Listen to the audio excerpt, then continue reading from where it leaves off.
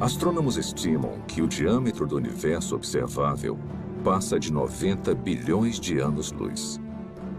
Isso é mais do que 800 bilhões de trilhões de quilômetros de uma ponta do cosmos à outra.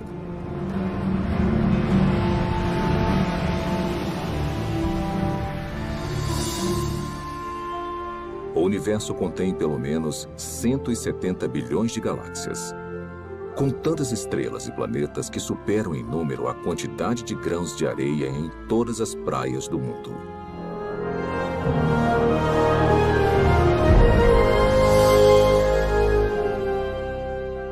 Dentro deste oceano cósmico, uma esfera de água e rochas é lar para mais de 8 milhões de espécies de organismos vivos.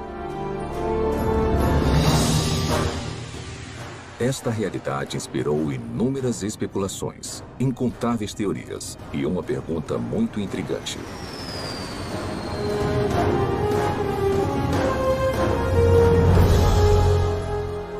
Quais são as chances de a vida ter surgido no terceiro planeta depois de um Sol orbitando em um braço espiral da galáxia Via Láctea?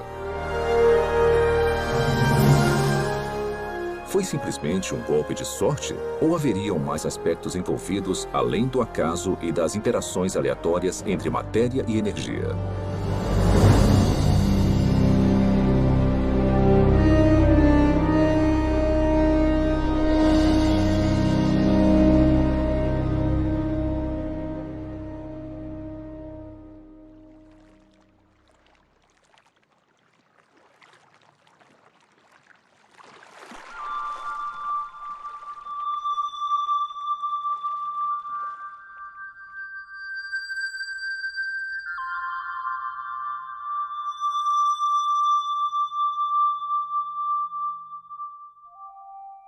Sendo os habitantes humanos da Terra, é fácil subestimarmos a vida.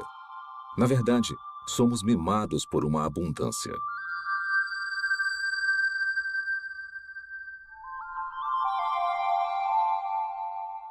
O nosso clima e a nossa geografia suportam uma biosfera que pode ser única no universo. E basicamente não há lugares muito quentes, muito frios ou muito isolados para os organismos vivos prosperarem.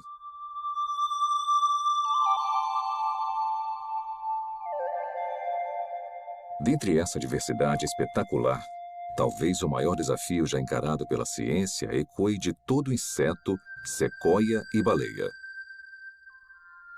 Como a primeira vida passou a existir em um momento em que não havia vida de nenhum tipo? Como surgiu a vida na Terra? Por onde começar? Tem dezenas de teorias. E dá para perceber que tem uma grande diversidade de pontos de vistas, e muitos são mutuamente contraditórios. Para começar a tentar decifrar o mistério, você precisa fazer suposições sobre o que deve ter acontecido num passado distante. Não há provas diretas, porque não tinha ninguém lá para testemunhar o evento. E não tem praticamente nenhum registro fóssil. O que nós nunca observamos, são compostos químicos sem vida, formando uma célula. Então, temos um campo de pesquisa em que a ação importante já aconteceu.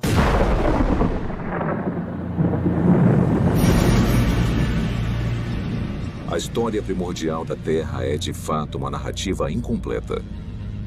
Mas apesar da ausência de provas físicas, a maioria dos cientistas acredita que a vida se originou quando a energia atingiu substâncias inorgânicas nos oceanos, crosta e atmosfera do planeta, para criar os componentes básicos para a primeira célula autorreplicante. Ao pensar na origem da vida, as regras, e não digo da própria ciência, mas da filosofia subjacente, as regras dizem que para resolver o problema, você pode usar matéria, energia, lei natural, irregularidades naturais e processos do acaso. Mas o seu kit de ferramentas acaba aí. O que você não pode usar, de acordo com as regras, as ditas regras da ciência, é mente ou inteligência. Se tivermos que dar um nome a essa posição, não tem um nome melhor do que materialismo científico. Uma filosofia que diz que a única explicação aceitável deve ser dada com base na matéria e na energia. E se você não consegue resolver o problema com essas ferramentas, você não pode mudar as regras. Então, partindo dessa perspectiva, como a vida se originou a partir de apenas matéria e energia? Agora, tenta resolver o problema. Como construir uma célula? Toda a vida que já existiu na Terra é composta de células. E os indícios para sua origem estão entrelaçados em uma rede de máquinas moleculares.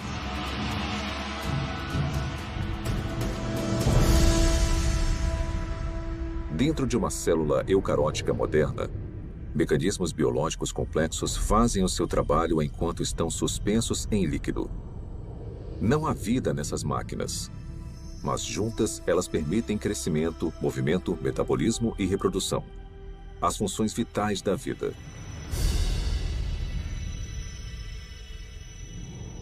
Cada componente dessa fábrica celular é feito de grandes moléculas compostas. E as mais numerosas são as proteínas. Com funções modernas, as proteínas foram projetadas para desenrolar e copiar informação genética em uma cadeia de DNA.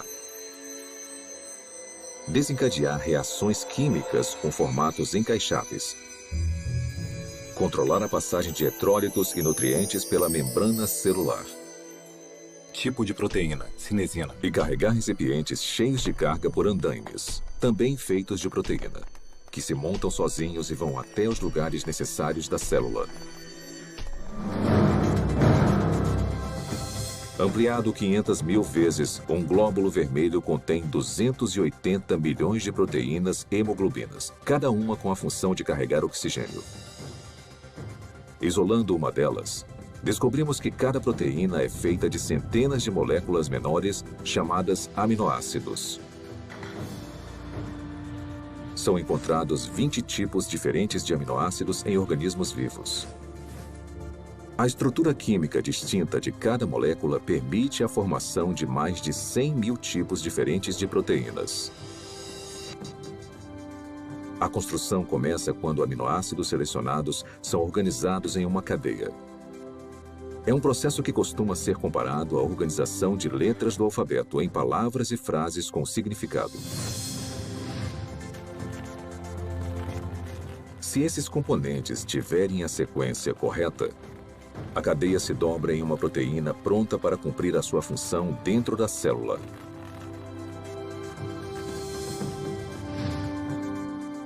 Mas se os aminoácidos forem arranjados na ordem errada, a cadeia não vai se dobrar e eventualmente será destruída.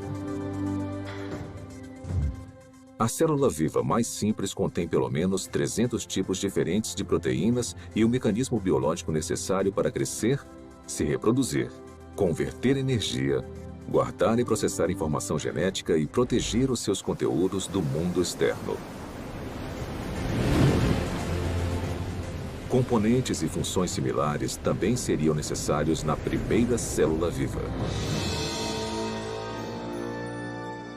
Agora vamos aplicar essa química básica a uma teoria familiar para a origem da vida. Os cientistas especulam há muito tempo sobre oceanos primordiais cheios de aminoácidos que flutuavam como carrinhos de bate-bate. Talvez algumas dessas colisões aleatórias tenham produzido uma cadeia longa o suficiente para se dobrar em uma proteína. Depois, mais aminoácidos se juntaram a mais cadeias que se dobraram em ainda mais proteínas. Simultaneamente, outras moléculas complexas, incluindo ácidos nucleicos, gorduras e açúcares, também se juntaram para formar componentes essenciais. Então, sem previdência ou direção, a combinação certa de moléculas se juntou de alguma forma nessa sopa química para formar uma membrana que envolvia todas as máquinas específicas necessárias para uma célula autorreplicante. E pronto! Vida a partir de uma matéria não viva. Tudo parece tão plausível. O problema é que, na Terra primitiva, a complexidade interna necessária para sobreviver seria enorme. Porque a vida, como a conhecemos, é caracterizada por máquinas celulares e muitas delas. E se você tirar esse hardware essencial, a célula deixa de existir. Porque chega um momento em que ela não consegue se simplificar mais e ainda existir. Uma simplificação maior seria a morte. Costumamos ouvir críticas como: você não pode projetar a biologia celular moderna no passado. Porque o que quer que tenha sido a primeira célula, ela era mais simples do que o que vemos hoje. Tudo bem, eu posso entender isso como uma premissa. Descreva então a primeira célula.